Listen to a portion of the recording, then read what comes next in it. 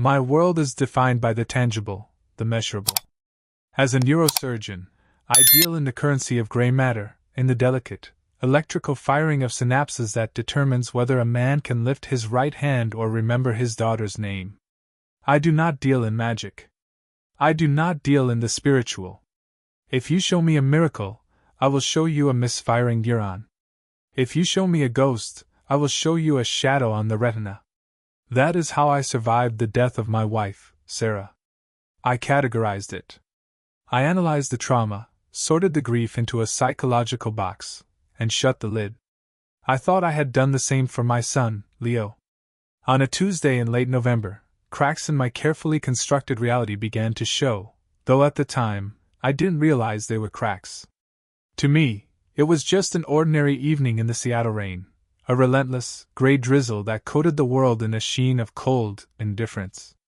I remember the sound of my key turning in the lock of our front door. It was a heavy, solid oak door, part of a house Sarah and I had built 3 years ago. It was a modern place, all sharp angles, floor-to-ceiling glass, and polished concrete. Sarah used to call it the glass castle. Now, it felt like a sterile observation tank. "Leo?" I called out, dropping my briefcase on the entryway bench. The leather bag made a heavy thud that echoed too loudly in the high-ceilinged hallway. Silence was a familiar answer these days. Since Sarah's passing, Leo had retreated into a world of quiet introspection that I, in my professional arrogance, had defined as standard childhood mourning. He was 6. He didn't have the vocabulary for loss, so he had stopped using his vocabulary altogether. When I walked into the kitchen, the motion sensor lights flickered on with a soft, clinical hum. The smell of the house was distinct: lemon-scented cleaning fluid, ozone from the air purifier, and the faint, lingering aroma of fried chicken left in the warming drawer by our nanny, Mrs. Higgins. It was the smell of a life managed, not lived. I loosened my tie, feeling the silk rub against my collar, a sensation that usually signaled the relief of my shift ending. But tonight, the tension in my shoulders remained. I poured a glass of water from the fridge and watched the liquid flow into the crystal glass. I drank it standing up, staring out at the backyard. The landscape lighting illuminated the wet ferns and the imposing Douglas firs, turning them into glistening, dark sentinels. It was ordinary. It was normal. It was everything I told myself I wanted. I found Leo in the living room. He wasn't playing with the tablet I bought him, nor was he building with the architectural Lego sets I insisted were good for his spatial reasoning. He was lying face down on the soft, charcoal-colored carpet, surrounded by printer paper. The room was dim, lit only by the ambient glow of the gas fireplace, which cast dancing orange shadows on the walls. The fire crackled and hissed, a comforting sound that clashed with the strange intensity radiating from my son. "Hey, buddy," I said, softening my voice. I walked over to him, my socks sinking into the thick carpet. "Mrs. Higgins said you ate your broccoli? I'm impressed." Leo didn't look up. He was gripping a piece of charcoal, one of Sarah's old art supplies, with a savagery that turned his knuckles white. The sound of the charcoal dragging across the paper was rhythmic. Scritch. Scritch. Scritch. I knelt beside him, my knees cracking slightly. "What are you working on? Is that a castle?" I looked at the paper. It wasn't a castle. It wasn't a superhero, a car, or a dog. It was dust. Or rather, a landscape so arid and desolate that I felt my throat go dry just looking at it. He had used the side of the charcoal to shade vast, undulating dunes, but these weren't the smooth dunes of the Sahara. It was rocky, rugged, unforgiving terrain. In the center of the page, he had drawn a structure. It looked like a wall, but made of rough-hewn stone, ancient and crumbling, holding back a tide of nothingness. The perspective was wrong. No, it wasn't right. The perspective was perfect, but perfect in a way a 6-year-old shouldn't be capable of. It was drawn from a low angle, as if looking up at the wall from the ground, the way a beggar might look at a fortress. "Leo?" I touched his shoulder. He flinched, not out of fear, but as if I had woken him from a deep trance. He turned to look at me. His eyes, usually bright and inquisitive blue like his mother's, looked darker in the firelight. Older. "It's too loud, Papa," he whispered. I frowned, looking around the empty room. The only sound was the rain hitting the panoramic window and the low hiss of the gas fire. "What's too loud? The rain?" Leo shook his head slowly. He looked exhausted, with bruises under his eyes I hadn't noticed that morning. "The shouting," he said. "The crowd. They are waiting for the bread." I froze. My doctor's brain immediately began cycling through differentials. Insomnia? Fever? Lucid dreaming? I reached out and put my hand on his forehead. He was cool to the touch, cooler than usual, in fact. "There is no crowd, Leo. It's just us. Just Papa." He turned back to his drawing, his hand resuming that rhythmic movement. Scritch. Scritch. He was drawing people now, but they were mere suggestions, tiny, huddled shapes at the base of the wall. Hundreds of them. "They are hungry," Leo murmured, his voice dull, stripped of its usual childish cadence. "The sun is heavy today. It hurts their skin."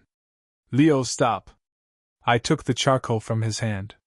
It was a gentle motion, but he let go instantly, his hand falling limply to the carpet.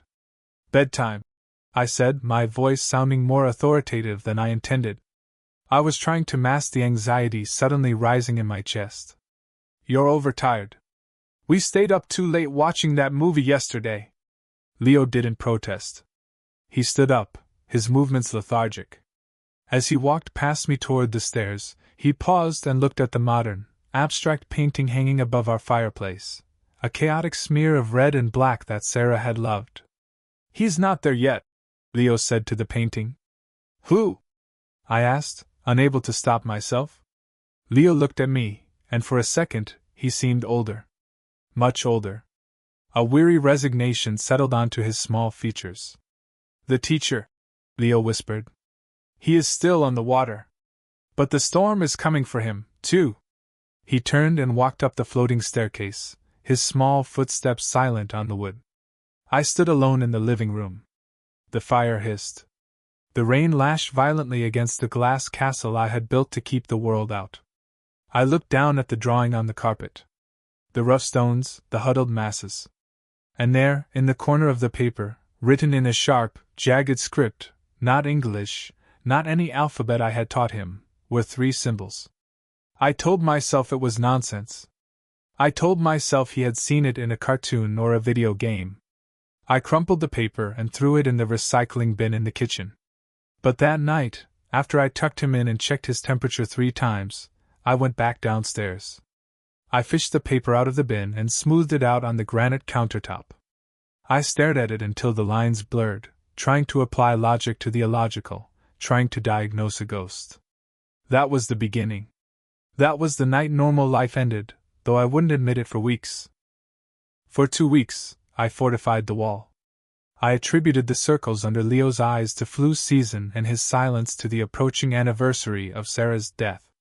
I was a rational man, a scientist, and I wielded my logic like a shield. But the nights turned into a battlefield where I couldn't find my bearings. It started with the heat. I keep the house at a constant 68 degrees. Efficient. But every time I entered Leo's room at night, I felt like I was stepping into an oven. The air was dense, heavy, and smelled distinctly of ozone? No. It smelled of dry earth. Hot dust. The kind of smell that hits you when you step off a plane in the Middle East, not in a rain-soaked Seattle suburb. It was 3 a.m. on a Tuesday when the screaming started. It wasn't the high-pitched shriek of a child waking from a bad dream about monsters. It was a guttural, desperate wail. I sprinted down the hall, my heart hammering a frantic rhythm against my ribs. I burst into his room and scrambled for the dimmer switch. "Leo! I'm here! Dad is here!" Leo was thrashing in his sheets. He was soaked in sweat, his dark hair plastered to his forehead. He wasn't looking at me. His eyes were blown wide, unseeing, staring at the ceiling, tracking something invisible moving across the plaster. "They are crushing him!" Leo screamed. Stand back. The crowd is too thick. I grabbed his shoulders to wake him, but his skin burned my hands. It wasn't a feverish heat. He radiated warmth, as if he had been sitting in direct sunlight for hours. Leo, wake up! You're in your room. It's safe. He grabbed my arms. He gripped them with terror, his fingernails digging into my skin. Ours! It's ours, master! The words exploded from his mouth. They were sharp, guttural sounds coming from the back of his throat. Leo, speak English. Dad is here. La Macabel! He shouted, tears streaming down his cheeks. Hab Elhan! They are starving! I pulled him close and hugged him, rocking him back and forth. It's okay, it's okay. It took 20 minutes for him to calm down. When he finally relaxed against me and fell into a restless sleep, I didn't leave his side. I sat in the Eames chair in the corner of his room, watching his chest rise and fall. I pulled out my phone. My hand was shaking. I opened the voice memo app and hit record. He spoke 3 more times that night. I caught the last 2. The next morning, the sun broke through the clouds, bathing the kitchen in a pale, forgiving light. The horrors of the night seemed meaningless in the daylight. That is the trick of the mind. As soon as the sun rises, it banishes the shadows. Leo was sitting at the kitchen island, eating toast. He looked very thin. Do you remember the bad dream? I asked, pouring coffee I didn't want. Leo looked at the toast. He poked it with his finger. This isn't right. It's sourdough. Your favorite. It's too soft, he murmured. And white. Where is the barley? My hand froze over the coffee maker. Barley. We don't have barley bread, Leo. We get this from Whole Foods. He pushed the plate away. The basket was heavy, he said, chatting as if discussing the weather. The fish were slippery. They smelled like the lake. Not the ocean. The lake. Which lake, Leo? He looked at me, and again I saw that glimmer of ancient fatigue.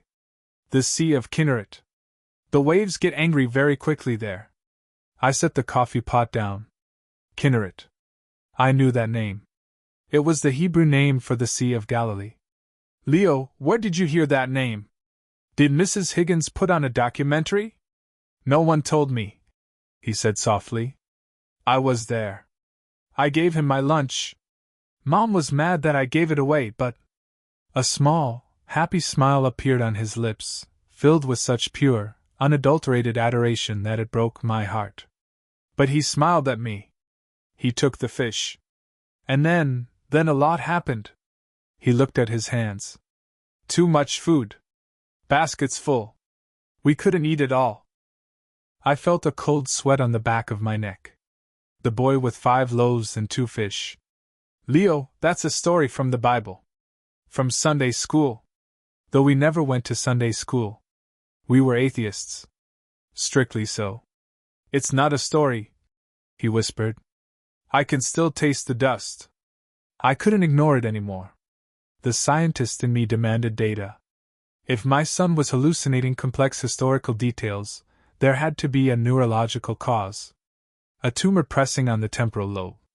Epilepsy. Schizophrenia.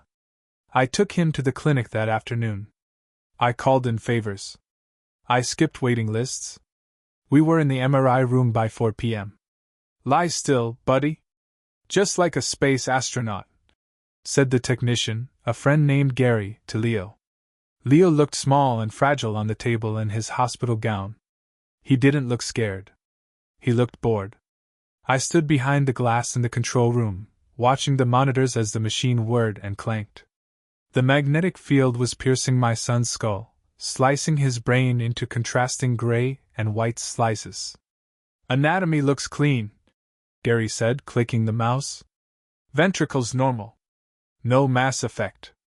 No midline shift. Elias, his brain is perfect. It can't be, I muttered, leaning closer to the screen. Look at the temporal lobes. The hippocampus. There has to be inflammation. Nothing. Pristine. Gary paused. Wait. What? I'm switching to fMRI. Functional imaging. Let's look at activity. The screen changed. Colors appeared on the gray map of Leo's brain. Orange and red flares of metabolic activity. Is he awake? Gary asked. He's sedated. You gave him the propofol. Then he shouldn't be dreaming like this, Gary whispered. Look at the memory centers. The hippocampus and the amygdala. They're lit up like a Christmas tree. I stared at the screen. The areas of the brain responsible for long-term memory were firing at maximum capacity. Not imagination. Not creativity. Memory. He's reliving something, I said, my voice barely audible. Elias, Gary said, turning to me, his face pale. This activity pattern, it's consistent with PTSD. Memories of severe trauma. But he's 6. What kind of trauma could a 6-year-old have that would trigger this level of neuroarousal? I looked through the glass at my sleeping son. I don't think the trauma happened in this life, I said. The words tasted like ash in my mouth. I couldn't believe I was saying it. But seeing the red splotches on the screen pulsing in time with a heart that beat 2,000 years ago, I knew my wall of skepticism had finally crumbled. We drove home in silence. I couldn't sleep that night. Sitting in my study, the recording of Leo's night terrors played over and over on my computer. I had downloaded translation software, but it was useless. So I did the only thing I could think of. I emailed the audio file to Dr. Elias Thorne, my estranged uncle. A man I hadn't spoken to in 10 years because he wasted his brilliant mind on theological archaeology at Oxford. The subject line was simple: diagnosis needed. I attached the file. I leaned back and watched the rain streaming down the window. The reflection showed a man losing his balance. Then I heard it again from the room upstairs. No screaming this time. Singing. It was a low, melodic hum. A chant. I walked to the foot of the stairs and listened. It was beautiful. It was terrifying. It sounded like thousands of people singing in a canyon. And for the first time in my life, I was afraid to walk up the stairs. I had spent 72 hours in suspended animation, running on caffeine and adrenaline. I watched Leo like a hawk, recording every mutter, every drawing. The pile of charcoal sketches on the dining table had turned into a chaotic mosaic of a world that no longer existed. Faces. Donkeys. Boats with specific curved prows. When the doorbell rang, the sound was jarring. When I opened the heavy oak door, I found 2 figures standing under the eaves, shaking out their umbrellas. The first was my uncle, Elias Thorne. He was just as I remembered, perhaps a bit grayer at the temples. He wore a tweed coat that smelled of pipe tobacco and damp wool, an analog scent in a digital world. He carried a battered leather satchel that looked like it had been through a war. Beside him stood a woman I didn't know. She was severe, striking, with sharp features and eyes that dissected me instantly. She wore a dark raincoat and clutched a protective laptop case. Elias, Elias said, his voice gravelly. Instead of hugging me, he gave me an intense, anxious look. You look like hell. Good to see you too, Elias. I stepped back to let them in. This is Dr. Amina El-Masri, Elias said, gesturing to the woman. Professor of Semitic languages at Cambridge. Expert in first-century dialects. I played the recording for her. Amina didn't smile. She extended a hand. Her grip was firm and cold. Dr. Thorne. Your uncle tells me you are a man of science. He says you do not scare easily. I'm a neurosurgeon, I said, closing the door against the rain. I don't get scared. I just get curious. Good, she said, walking past me into the hallway. Because what is on that tape shouldn't exist. We settled in the dining room. The contrast was almost comical. Elias's sleek Italian marble table covered in antique, leather-bound books, and Amina's high-tech spectral audio analysis equipment. Leo was in the living room watching a nature documentary with the volume off. He seemed lost in his own silent world, unaware of this intervention. Amina opened her laptop. A waveform appeared on the screen, the jagged visual representation of my son's nightmare screams. I ran this through 3 different language databases. Amina began, her voice low and professional. At first, I thought it was recitation. Memorization. Children can memorize sounds they don't understand, like singing in a foreign language. She pressed a key. The recording played. Leo's voice, distorted by terror. La Mikabel. Hab Elhan. Standard Aramaic, I said. I looked it up. No, Amina corrected sharply. Rooted in Standard Aramaic. This is Galilean Aramaic. A peasant dialect. Rough textured. Guttural tones dropped. It was spoken in a very specific region, in a very specific time frame. Maybe 100 years. Then it vanished. Overwritten by Greek and Standard Hebrew. She looked at me, her dark eyes wide. Dr. Thorne, there are fewer than 10 people in the world who can speak this dialect with the correct accent. I am one of them. Your uncle is another. Your 6-year-old son appears to be the next. I looked at Eris. He was leafing through one of Leo's charcoal drawings, a sketch of a fishing net with heavy stone weights attached to the corners. It's not just the words, Elias, Eris said softly. It's the grammar of emotions. He uses idioms. The sun is heavy. That was a colloquialism used in the Galilee region around 30 AD for oppression and Roman taxation. It's not about the weather. Eris slid the drawing across the marble table. And this. Do you know what this is? A net, I said. A cast net, Eris corrected. Specifically, a design used before the first Jewish revolt. See the weights? They are made of lead and wrapped in leather so they wouldn't clank against the rocks and scare the fish. We only found archaeological evidence of this specific design in Magdala 5 years ago. It's not in storybooks, Elias. It's not in Sunday school curricula. I felt sick to my stomach. He must have seen a picture online. Does he browse academic journals on underwater archaeology? Eris raised an eyebrow. I need to speak with him, Amina said, standing up. He doesn't like strangers, I warned. I won't speak to him in English, she replied. We moved to the living room. The atmosphere was thick, electric. I felt like I was watching a bomb disposal squad approach a live wire. Leo was sitting on the floor, stacking wooden blocks. He was building that wall again. Amina sat on the floor a few feet away from him. She didn't introduce herself. She didn't say hello. She spoke a sentence. It sounded harsh to my ears, full of throat-clearing sounds. Slam alak, Ailey. Peace be upon you, child. Leo didn't blink. He didn't look up from his blocks. But his hands stopped moving. Slowly, terrifyingly naturally, he replied. Bienne with Macron. In the mud? Amina froze. Her hands resting on her knees trembled slightly. She took a deep breath and spoke again, faster this time, more complex. Nanat? Man huabuk? Where are you from?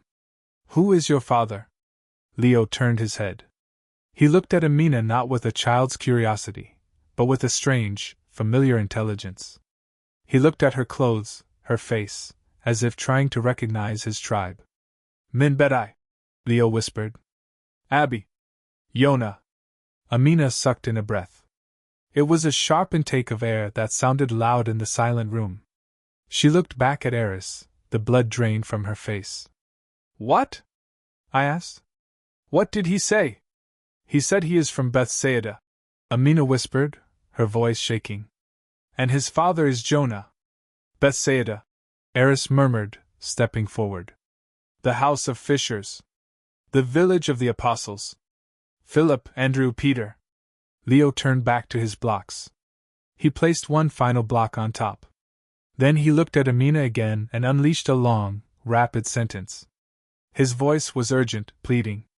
He pointed to the kitchen, then to his stomach. Amina listened, her mouth slightly open. When Leo finished, she sat back, stunned. He says? Amina swallowed hard. He says the teacher wants to eat.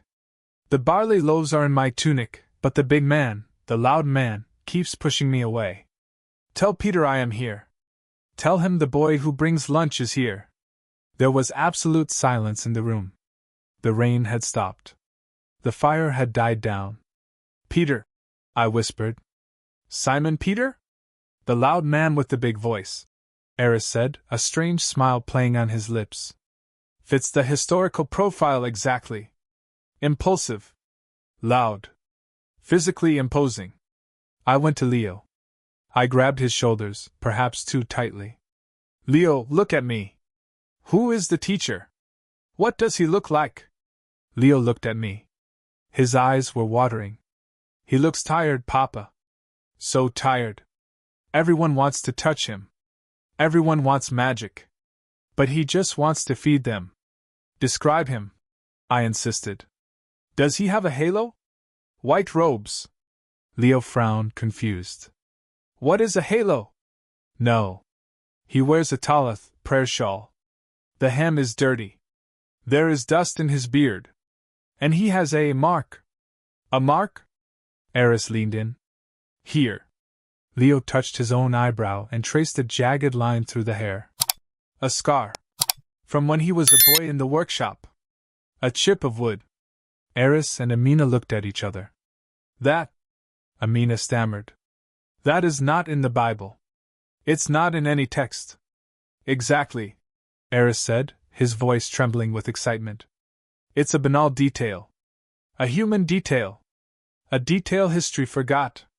Leo suddenly clutched his stomach and doubled over. Leo! I'm hungry! He whined, his voice shifting back to that of a 6-year-old American boy. Can I have a snack? The trance was broken. Just like that. I stood up, my legs feeling like jelly. I looked at the two experts. Amina was wiping tears from her face. Eris was looking at my son as if he were the Ark of the Covenant. This is impossible, I said, retreating to the kitchen island, gripping the cold stone. Genetic memory? Is that it? A dormant fragment of DNA? Elias, Eris said, coming to my side. He put a hand on my shoulder. We are trying to extract archaeological data from a living subject. But we need to be sure. We need definitive proof. What proof? He mentioned Bethsaida, Eris said. There is an active excavation site there right now. A controversial one. They found a house they believe belonged to the Fisher family. If Leo can describe something inside that house, something they haven't published, haven't even excavated yet. And how do we do that? I asked. We don't ask him, Eris said. We ask him what he hid. Hid? Children hide things, Eris said. Treasures. Toys. If he was there, if he was really that boy, he left a mark. I looked at Leo, happily eating a granola bar, swinging his legs. We ask tomorrow, I said. Tonight we rest. I can't take any more. But we didn't stop. That night, while Leo slept, the three of us sat in the study. Amina played the recording of the scar, description over and over. A woodchip scar, she mused. It makes him so human. That's the point, Eris said, pouring himself a whiskey. The message. Leo said the teacher wanted to feed them. Not heal them. Not preach to them. Feed them. It's about physical needs. Humanity. I sat at my desk, staring at the wall. The skepticism was gone, replaced by a terrifying awe. I was no longer a doctor curing a patient. I was a witness to a rift in time. And then my phone chimed. It was an email notification. From a colleague of Eris's in Israel. A photo attachment. Eris, I said. You need to see this. He came to my side. I opened the image. It was a photo of a newly excavated mosaic floor in Bethsaida. On it was a bread basket. Next to the basket was a small, crudely drawn figure of a boy. But it wasn't the mosaic that froze my blood. It was the Greek inscription beneath the boy. Gift of Jonah. Jonah, I whispered. His father's name. The room seemed to sway. The impossible was no longer knocking at the door. It was inside the house. The silence in my study wasn't empty anymore. It was heavy, pregnant with a truth my mind struggled to reject but my heart had already accepted. The photo on the screen, gift of Yonah, burned like a flare. "We have to call the site," Elias said, his voice shaky. "Now. Before they close the sector for the night." "It's 4 a.m. in Seattle," I said, looking at my watch. "That means it's 2 p.m. in Israel. They'll be on break." "Call them," Amina commanded. She was already setting up a video link on her laptop.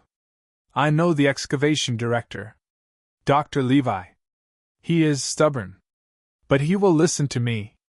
We gathered around the laptop screen. The connection hissed and popped, pixels shifting until the face of a sun-baked man appeared. He was wearing a wide-brimmed hat and was covered in the beige dust of the Holy Land. "Amina?" Dr. Levi squinted into the camera. "Why are you calling me on the encrypted line? We found the mosaic, yes, but I haven't even written the report yet." "It's not about the mosaic, David," Amina said, her voice wavering. "It's about what's under it." Dr. Levi laughed, a dry, raspy sound. "Under it? Mostly rock. And 2 meters of compressed history. We aren't digging under the mosaic. It's too fragile. You must," Elias interrupted, leaning into the frame. "Dr. Levi, I am Elias Thorne from Oxford. We have reason to believe a votive offering is buried beneath the northeast corner of the room, specifically under the stone where the child would sleep." "Based on what evidence?" Levi scoffed. "Ground-penetrating radar shows nothing." "Based on the child's testimony," I said. Levi paused. He looked at me, then at Amina. "Which child? This site has been buried for 2,000 years. Just hold the line," I said. I turned to Leo. He was curled up on the leather sofa, half asleep. I knelt beside him. This was it. The final exam. If this didn't work, we were nothing but 3 lunatics in a room. If it did, everything I knew about the universe would be demolished. "Leo," I whispered. "Hey, buddy." He opened his eyes. They were clear and lucid. "I want you to remember one last thing," I said. "After the big meal, after the fish, you went home." Leo nodded slowly. "Yes. My belly was full. You said you hid something." I probed gently. "To remember him." "Where did you put it?" Leo sat up. He closed his eyes, and his breathing changed. Deep. Rhythmic. When he spoke, the room temperature seemed to drop 10 degrees. "In the wall," he whispered. "By the sleeping mat. Where the scorpion lives." "Which wall, Leo?" "The one facing the water," he murmured. I loosened the stone. "The small one. I put it inside." "Put what inside?" I asked, my voice trembling. Leo smiled. It was that smile again, pure, devastating love. "The stone he held," Leo whispered. "He was skipping stones on the water before the people came. He gave me one. Smooth. Gray. Shaped like a tear. I put it there so I would never forget his face." I turned back to the screen. Dr. Levi had heard everything. He looked pale beneath his tan. "The northeast wall faces the lake," Levi muttered. "There is a collapsed section we are shoring up." "Check the loose stones," Amina pleaded. "Please, David." We watched on the screen as Dr. Levi stood up. He shouted something in Hebrew to a group of students. The camera shook as he walked. We saw the blur of the excavation site, tarps, buckets, and the blinding white sunlight of the Galilee. He reached a low stone wall, waist-high and crumbling. He pulled out a trowel. "Here?" he asked the camera. "Lower," Leo whispered from the chair. "Where the scorpion lives," I relayed the message. "Lower. Near the foundation." Levi knelt. He tapped a small square stone. It wiggled. "It's loose," Levi said, his breath hitching. He jammed the trowel into the gap. Scrape. Scrape. The sound rasped through the speakers, echoing in my silent study. Grunting, Levi worked the stone free. It fell into the dust with a thud. He reached his hand into the dark void of the wall. Time stopped. I held my breath. Elias was gripping the edge of the table so hard his knuckles were purple.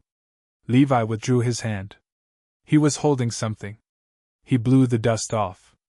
It was a stone. Small. Gray. Smooth. Shaped exactly like a teardrop. On the screen, Dr. Levi's hand began to shake uncontrollably. He turned the stone over. "There is something else," Levi croaked. "Pressed into the clay mortar attached to the stone." He held it up to the lens. It was a fingerprint. Small. Tiny. A child's print.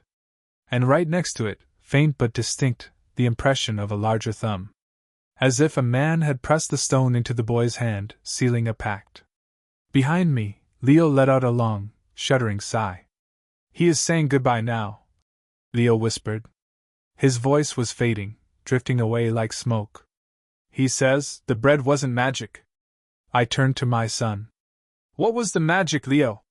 Leo looked at me, his eyes once again the eyes of a 6-year-old. But the message was delivered with the weight of centuries. "Sharing," Leo said softly. "He says the miracle happens when you break what you have and give it away. Even if it's small. Even if it's just a lunch. Love multiplies when it is divided." Leo blinked. He rubbed his eyes. "Dad? Can I have some juice? I'm thirsty." The presence was gone. The connection was severed. I looked at the screen. Dr. Levi was sitting in the dust, clutching a gray stone to his chest, weeping openly. Elias and Amina were embracing, tears streaming silently down their faces. I picked Leo up in my arms. I had never held anything so tight in my life. I buried my face in his neck, inhaling the smell of soap and ozone and faint, ancient dust. "Yes, buddy," I murmured, my own tears finally falling, breaking the dam I had built when Sarah died. "We can have juice. We can have anything you want." I looked out the window. The rain had stopped. The clouds were breaking, and the golden light of morning was hitting the wet pavement, turning the world into a mirror. I was no longer a skeptic. I wasn't just a doctor. I was a father. And I knew for a fact that nothing is ever truly lost. Not history, not love, not Sarah. It is all just waiting to be remembered.